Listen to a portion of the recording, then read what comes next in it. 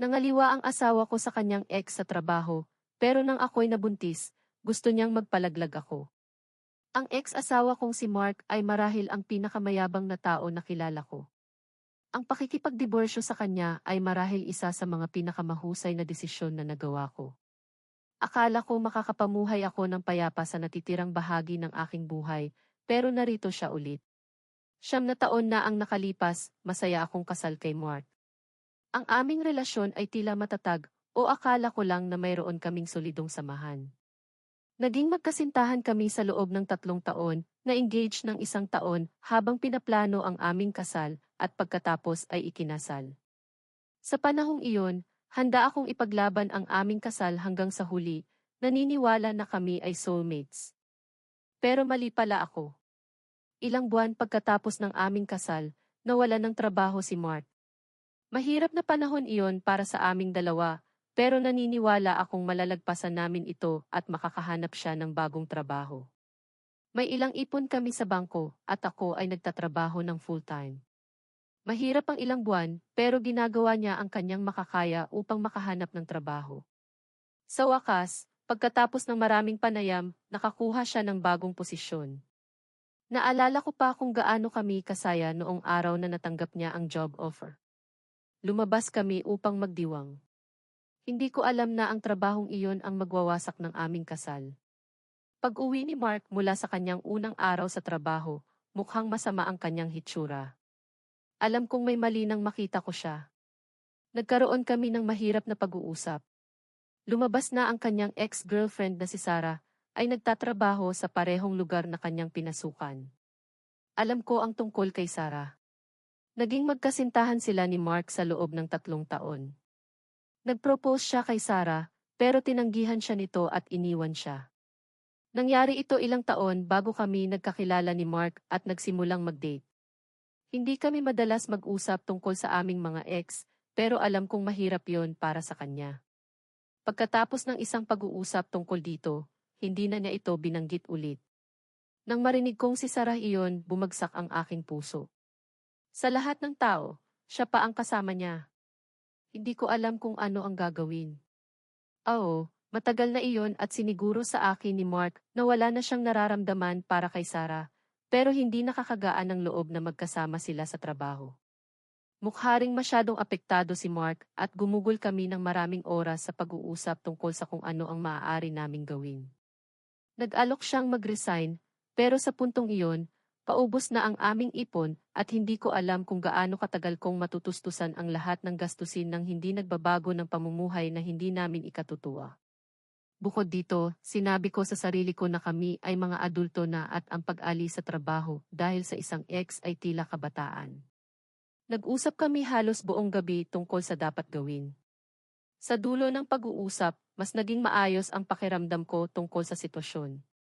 Mukhang katawa-tawa na isipin na ang isang ex mula sa mga taon na ang nakalipas ay makakaapekto sa aming relasyon.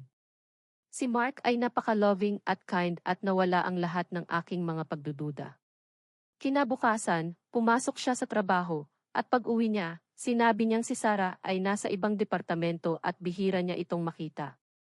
Sinabi niya na wala siyang balak na kausapin ito maliban kung talagang kinakailangan para sa trabaho at ipaalam niya agad sa akin kung mangyayari iyon. Nakagaan ito sa loob ko, at habang lumilipas ang mga araw, tuluyan kong nakalimutan si Sarah. Si Mark ay loving pa rin at ipinagmamalaki ko kami sa paglagpas sa isang bagay na maaaring maging seryosong issue kung hindi maayos na nahawakan. Ngayon, natatawa ako sa kung gaano ako ka-inosente. Nabulag ako ng pagmamahal at tiwala sa aking asawa na hindi ko inakalang may mali. Ilang buwan pagkatapos niyang magsimula sa bagong trabaho, nagkaroon siya ng business trip. Sinabi niya sa akin na kung magiging maayos ito, maaaring makakuha siya ng promotion kaya labis akong nasasabik para sa kanya. Tinanong ko kung pwede akong sumama at gawing mini getaway namin, pero sinabi niya na magiging abala siya buong oras kaya wala ring saysay. Binanggit din niya na ang grupo na pupunta para sa meeting ay pawang mga lalaki at walang nagdadala ng kanilang mga asawa o partner kaya maaaring hindi ako komportable. Medyo nadismaya ako pero hindi ko inisip ng husto dahil may punto naman siya. Pagbalik niya, tinanong ko siya tungkol sa mga meeting niya at kung sa tingin niya makakakuha siya ng promotion. Sinabi niya na maaaring kailangan pa niyang dumalo sa ilang mga meeting sa contractor bago maging posible ang promotion. Sa susunod na 3 buwan, nagkaroon siya ng mga trip nang hindi bababa sa 1 beses sa 1 buwan, pero walang balita tungkol sa promotion. Sa halip na maghinala, naging inosente ako at nag-alala sa kumpanya niya dahil sa pagpapatrabaho ng husto ng walang pagtaas ng sahod. Gusto ko ring klaruhin na pagkatapos ng unang pag-uusap namin, hindi na namin binanggit ulit si Jessica. Hindi siya madalas pumasok sa isip ko, at kahit na pumasok siya sa isip ko, pinili kong hindi na lang banggitin.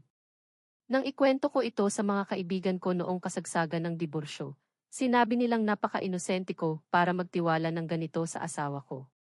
Sumasang-ayon ako sa kanila ngayon pero noong mga panahong iyon, handa kong ipagkatiwala ang buhay ko sa kanya. 5 buwan sa kanyang bagong trabaho, napansin kong hindi ako dinatnan ng buwan ng regla ko.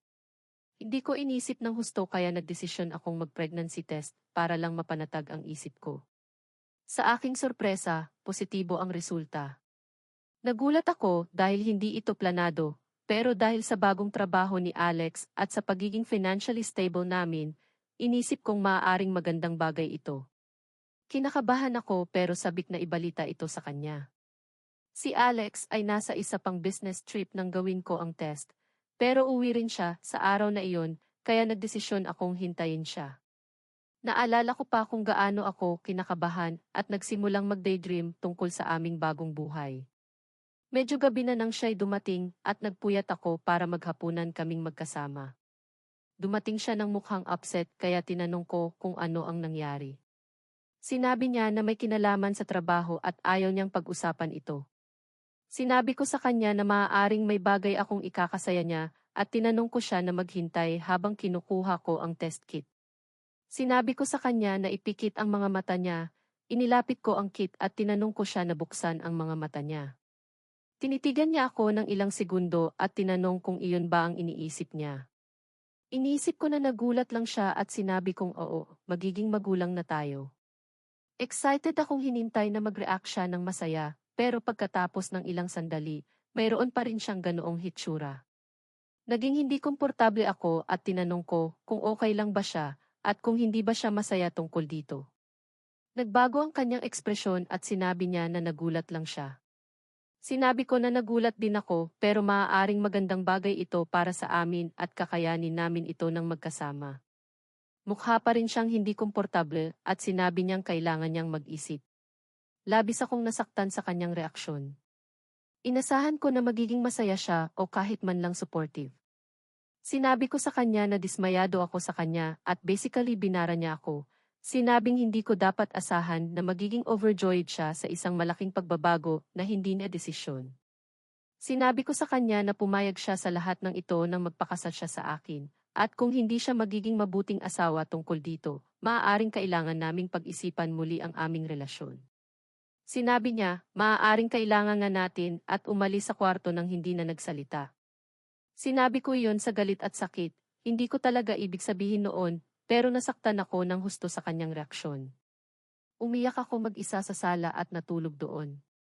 Natulog ako sa sofa dahil ayaw kong makita siya sa aming kwarto. Hindi siya lumapit ni minsan para tingnan ako o tanungin akong bumalik. Kahit noon, may tiwala akong malalagpasan namin ito at makaka-recover sa isang paraan. Pero iyon lang ang simula ng aking mga problema. Nagising akong siya ay bihis na at naghahanda ng almusal para sa trabaho. Hindi ko siya kinausap at pumasok ulit sa aming kwarto. Hindi niya ako sinubukang pigilan o magsalita man lang. Hindi ko alam kung ano ang gagawin. Hinintay kong lumapit siya sa akin, pero pagkatapos ng ilang sandali, narinig kong nagsara ang pinto sa harap at alam kong umalis na siya. Ginugol ko ang halos buong araw na iyon na umiiyak sa aking mga kaibigan at sa aking ina. Nag-file ako ng sick leave mula sa trabaho. Naalala ko pa ito na parang kahapon lang nangyari. Pagbalik niya mula sa trabaho, handa na ako sa isang mahabang pahayag tungkol sa kung paano niya sinira ang aking puso at kailangan niyang maging mas mabuting asawa sa akin. Hindi ko inakala na may sariling pahayag siya at hindi ko ito inaasahan. Ang unang sinabi niya pag-uwi ay kailangan nating mag-usap. Akma yun sa akin, dahil kailangan ko rin ng pag-uusap. Akala ko ako ang mas kailangang mag-usap. Pero may sorpresa siyang hatid. Umupo kami sa harap ng isa't isa at nang walang babala, tinanong niya ako, kanino ang sanggol? Nalito ako. Hindi ko talaga naintindihan ang ibig niyang sabihin kaya tinanong ko siya at inulit niya ang parehong tanong.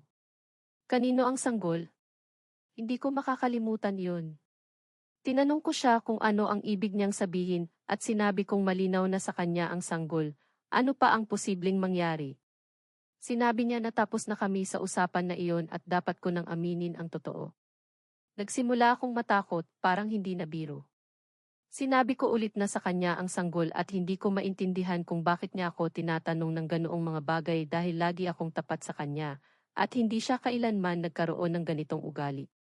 Tumanggi siyang makipag-eye contact at sinabi na iyon ang panahon na nagmamalasakit pa siya sa aming relasyon. Sigurado akong umiiyak na ako noon. Patuloy kong sinasabi na mahal ko siya at walang mas mahalaga sa akin kundi ang aming kasal, pero paulit-ulit niyang tinatanong ang parehong tanong. Tila nagtanong siya ng dos-dosenang beses at bawat beses, clueless pa rin ako. Sinabi niya na kung hindi ako magiging tapat sa kanya, wala na tayong magagawa dahil hindi niya papalakihin ang anak ng iba at mabubuhay sa isang kasinungalingan. Umiiyak ako at patuloy na sinasabi na hindi ko kailanman inisip ang ibang lalaki mula nang makilala ko siya at hindi ko maintindihan kung bakit niya ako pinaghihinalaan. Sinabi niya na sa paraang hindi ko siya mapakawalan tuwing aalis siya, sapat na para malaman niyang wala akong katapatan. Sobrang nalito ako para magsalita.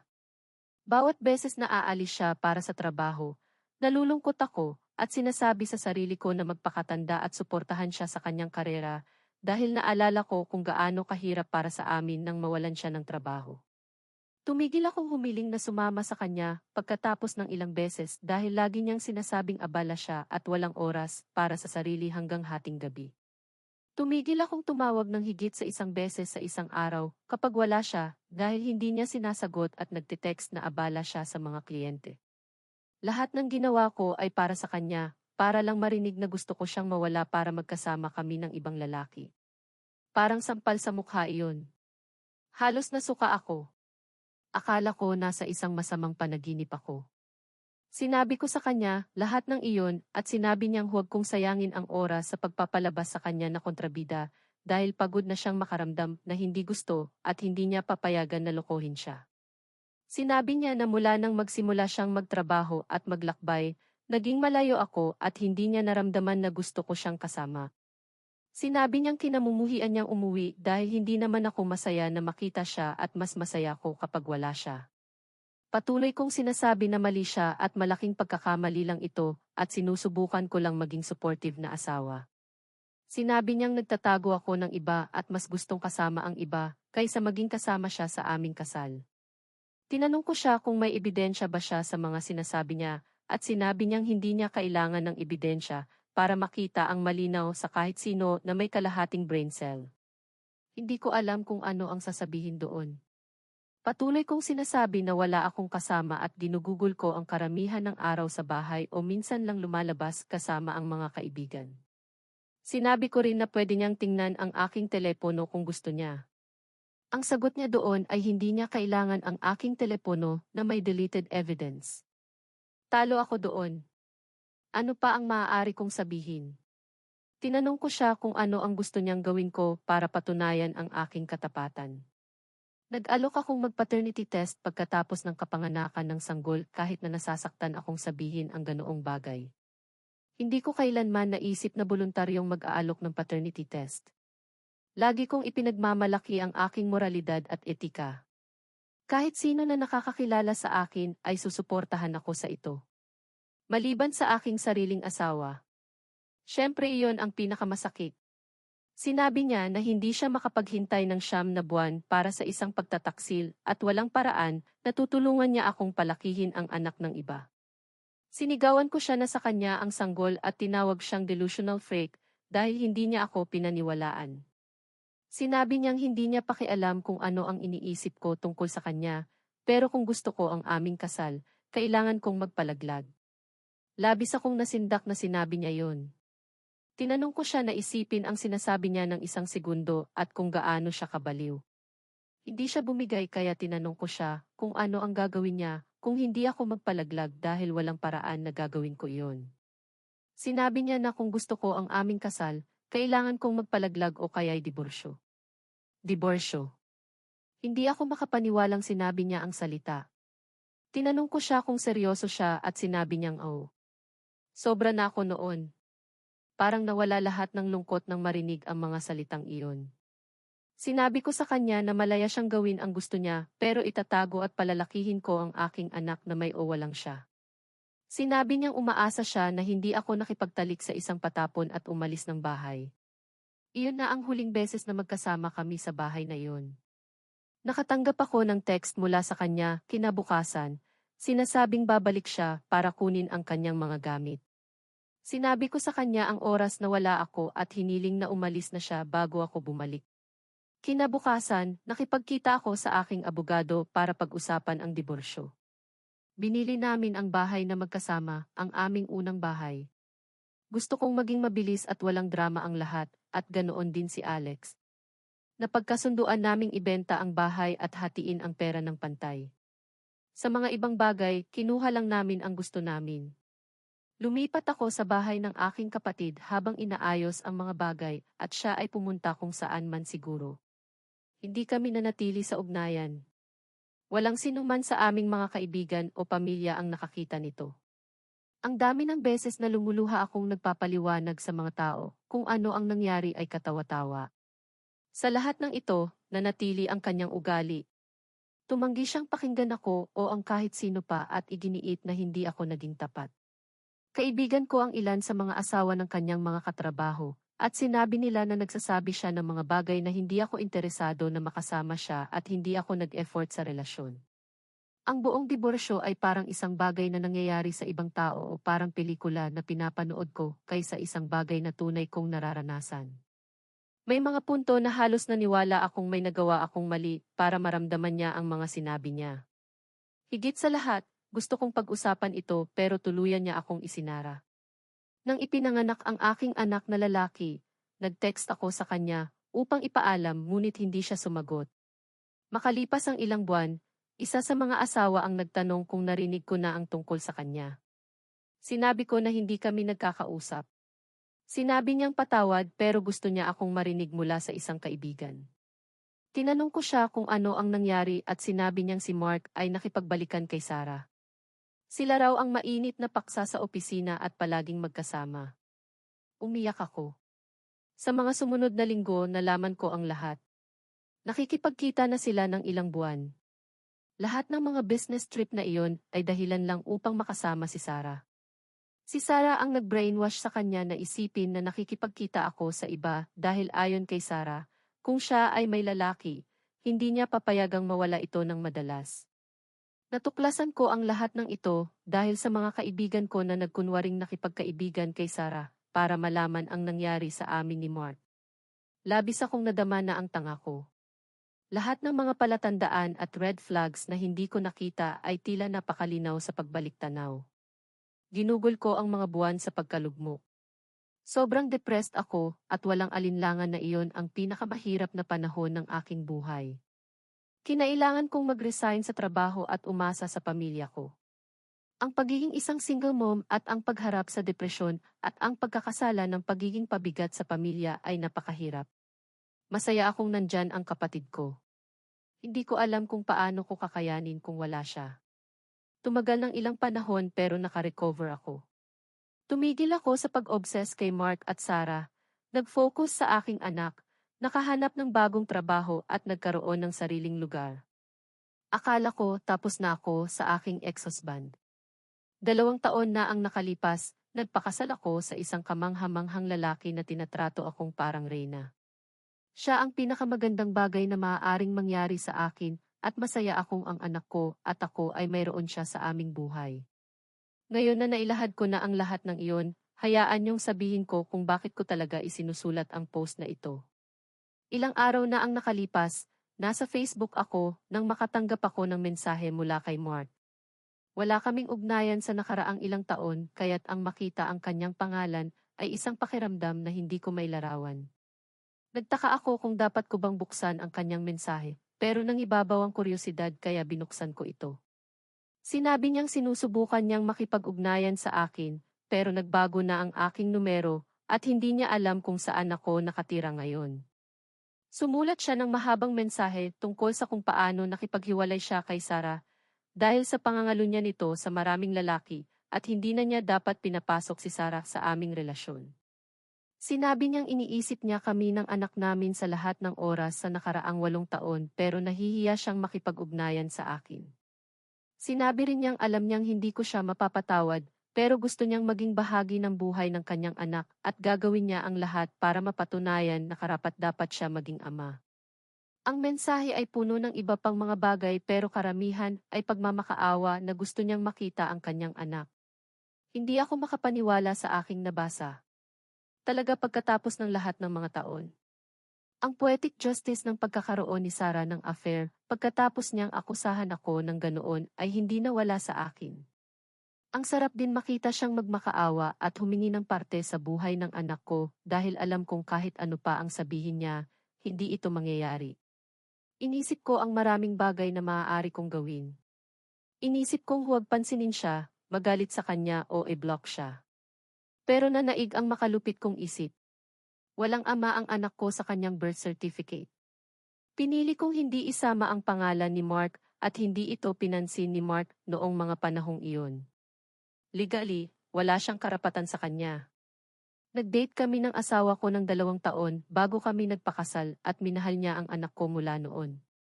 Siya ang tanging father figure sa buhay ng anak ko. 1 taon na ang nakalipas sa aming wedding anniversary, inampun niya ang anak ko. Kami ay isang pamilya sa lahat ng kahulugan ng salita. Kaya't hinayaan kong manaig ang masasamang isip at nag-text kay Mark na hindi ko alam ang sinasabi niya. Sinabi ko na hindi kailanman siya naging ama ng anak ko at inampon siya ng mabuting asawa ko. Sinabi ko na kahit anong pinaniwalaan niya kay Sarah noon, tama iyon at siya ang tipo ng tao na niloloko. Idinagdag ko na masaya akong nag-iisa siya ngayon dahil nararapat iyon sa kanya. Pinadala ko ang larawan naming 3 bilang cherry on top. Sinabi ko sa kanya na huwag nang makipag-ugnayan ulit at pagkatapos ay i-block siya. Siyempre, ang sinabi ko tungkol sa hindi siya biological na ama ng anak ko ay hindi totoo, pero hindi ibig sabihin na may karapatan siya sa anak ko. Nawalan siya ng pagkakataong iyon bago pa man ipanganak ang anak ko at hindi ko pinakawalan ang pagkakataon na maramdaman niya kahit katiting na bahagi ng paghihirap na dulot niya sa akin. Sinabi ko sa asawa ko ang ginawa ko at tumawa lang siya at sinabing hindi ko kailangang maging sobrang petri. Kagabi, kinausap ko si Laura, ang asawa ng katrabaho ni Mark, at tinanong kung may narinig siya tungkol kay Mark. Sinabi niya na balak sana niyang makipag-ugnayan sa akin tungkol dito. Sa kanyang pagkakaalam, hindi maganda ang kalagayan ni Mark. Dumating siya sa trabaho nang lasing ng ilang beses at muntik nang matanggal sa trabaho. Hindi alam ni Laura ang sinabi ko kay Mark kaya inisip niya na baka ito ay dahil sa wakas, pinoproseso na niya ang paghihiwalay kay Sarah. Matagal na silang naghiwalay. Nakinig lang ako at nagkunwaring nagulat sa kanyang sinasabi. Nagpasalamat ako sa kanyang pagkakaibigan. Hindi ko pa nasasabi ito sa aking asawa at hindi ko masabi sa mga kaibigan ko bago ko siya kausapin. Nakaramdam ako ng konting guilt. Maaaring napalampas ko ang mga bagay. Update 1. Isa lahat, gusto ko lang magpasalamat sa inyong lahat sa mga supportive na komento at payo. Malaki ang naitulong sa akin na basahin ang inyong mga karanasan at pananaw. Sarap malaman na may mga tao na sumusuporta sa aking pagiging petty at naniniwala na nakuha ni Mark ang nararapat sa kanya. Mayroon akong konting update tungkol sa sitwasyon kay Mark. Nakipag-ugnayan ulit si Laura at sinabi na nagkaroon si Mark ng malaking away kay Sarah sa opisina isang gabi habang pareho silang nagtatrabaho ng late. Naging malaking eksena ito at nakita ng maraming tao na nagkakapaan at nagiging sobrang problema. Pareho silang natanggal sa trabaho agad-agad at wala nang narinig tungkol sa kanila mula noon. Lahat ng nararamdaman ko tungkol dito ay kaluwagan na itinutuon niya ang galit kay Sarah at hindi sinusubukang hilahin ako sa sitwasyon. Ayaw ko nang makipag-usap sa kanya ulit sa anumang kapasidad. Napagdesisyonan kong sabihin kay Laura ang sinabi ko kay Mark at tila nag-alala siya. Pareho kaming galit kay Mark sa ginawa niya sa akin at sa anak ko, pero iniisip niyang maaaring napalampas ko ang mga bagay at walang saysay na hayaan ang mga bagay sa nakaraan na makaapekto sa kanya o sa kahit sino pa. Sinasabi niyang makipag-ugnayan ako ulit kay Mark at sabihin ang totoo. Nangako siyang hindi ito sasabihin kahit kanino, pero iniisip niyang dapat ko ilabas ang katotohanan. Hindi ako sumasang-ayon dito sa maraming dahilan, lalo na dahil hindi ko na iniintindi si Mark para pagaanin ang kanyang damdamin, pero ayaw ko ring hayaang mabuo ang galit at subukang makakuha ng akses sa anak ko. Imposible, pero hindi mo alam. Tumanggi akong magpasugal pagdating sa aking anak. Masyado siyang mahalaga sa akin at hindi ko pinagkakatiwalaan si Mark para basta na lang ito kalimutan. Ang ginawa ko ay maaaring malupit, pero hindi ko nakikitang dapat itong maging malaking dagok sa kanya ngayon. Update 2. Mula sa huling update, maraming pagninilay ang ginawa ko. Nagpasya akong magkaroon ng tapat na pag-uusap sa aking asawa tungkol sa lahat ng nangyari at kung ano ang sinabi ni Laura. Labis siyang umunawa at sumuporta na nagpagaan ng loob ko. Umupo kami at ipinaliwanag ko ang buong sitwasyon ng detalyado, kabilang ang mensahe ni Mark at ang sagot ko sa kanya. Matyaga siyang nakinig, hawak ang aking kamay. Nang matapos ako, sinabi niyang naiintindihan niya kung bakit ko ginawa iyon, pero sumasang-ayon siya na maaaring naging malupit iyon. Pinag-usapan namin ang kahalagahan ng pag-move forward at hindi paghayaan ang nakaraan na makaapekto sa aming kasalukuyang kaligayahan. Malaki ang naitulong ng pag-uusap na iyon upang mailagay ko ang mga bagay sa tamang perspektibo. Napagtanto kong kahit naging malupit ako, hindi ko pinagsisisihan ang pagtindig para sa aking sarili at sa aking anak. Ginawa ni Mark ang kanyang mga desisyon at kailangan niyang harapin ang mga kahihinatnan nito. Naiintindihan ko rin na kailangan kong magtrabaho sa aking galit kay Mark dahil sinabi ng aking asawa na hindi ito malusog. Medyo sumasang-ayon ako sa kanya, pero ito ay aking negosyo at gayon din ang aking pamilya. Hindi ko nakikitang kailangan pang maging bahagi si Mark dito. Update 3. Ulit, gusto kong ibahagi ang mabilis na update tungkol sa aking sitwasyon. Pagkatapos ng pag-uusap namin ng aking asawa, nagpasya akong humingi ng tulong sa isang therapist upang matulungan akong pagdaanan ang mga natitirang damdamin tungkol kay Mark at sa buong pangyayari. Malaking tulong ang pagkuha ng propesyonal na pananaw at ang pagsisimula ng pagbitaw sa nakaraan. Ginagawa ko ito para sa aking sariling kasal, hindi dahil sa iniintindi ko si Mark. Nararamdaman kong para maging mas mabuting asawa at mas mabuting ina sa aking anak, kailangan kong lubusang bitawan ang nakaraan. Ilan sa inyo ay nagmungkahi rin ng therapy at tama kayo. Tungkol kay Mark, wala na akong narinig mula kay Laura mula noon at hindi ako interesado na magtanong pa tungkol sa kanya. Hindi ko na iniintindi kung ano ang kalagayan niya. Siya ay isang adulto at dapat niyang alagaan ang kanyang sariling mga issue. Personal akong maayos at iyon lang ang mahalaga sa akin. Masaya akong nakipag-ugnayan siya sa akin at nakuha niya ang nararapat sa kanya.